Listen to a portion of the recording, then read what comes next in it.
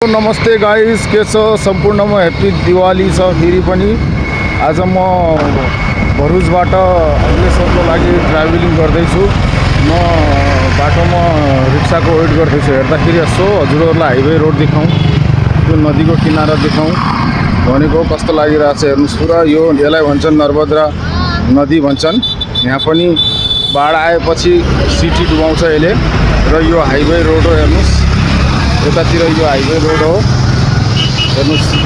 आज अग्लेश्वरको लागि ट्राभलिङ हुँदाखेरि मैले तपाईहरुलाई केही देखाउँ भनेर, यो नदी देखाउँ भनेर, थोडा नदीको भ्यूजहरू देखाउँ भनेर तपाईहरुलाई एकदम मैले भिडियो बनाएँ। हेर्नुहोस् कस्तो लाग्छ तपाईहरुलाई। हेर्नुहोस् यो हाइवे हेर्नुहोस्, भरुच टु अग्लेश्वरको यो हाइवे हो। अहिले म अग्लेश्वरको लागि रवाना हुँदैछु, यानि कि म जाँदैछु अग्लेश्वरको लागि ट्राभल गर्दैछु। अहमदाबादबाट आएको 2 दिन भइसक्यो र भरुचमा 2 दिन बसेर अहिले म अग्लेश्वरको लागि रवाना हुँदैछु। हेर्नुहोस् यो नजारा, नदीको नजारा देखेर हजुरहरूलाई देखाउँ भनेको हो। यो पुरा सिटी एरिया हेर्नुहोस् कस्तो लाग्छ तपाईहरुलाई। हेर्नुहोस् म अहिले हाइवेमा छु, अहिले अटोको इन्तजार गर्दैछु। अटो आएपछि म पनि जान्छु होला।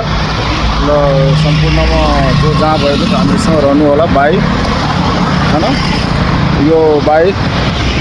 यस भिडियोलाई लाइक सब्सक्राइब गरिदिनु होला, नभुल्नु होला। जरुर लाइक गर्नु होला, कमेन्ट गर्नु होला, सब्सक्राइब हुन्छ भने गरिदिनु होला। र धन्यवाद। नमस्ते।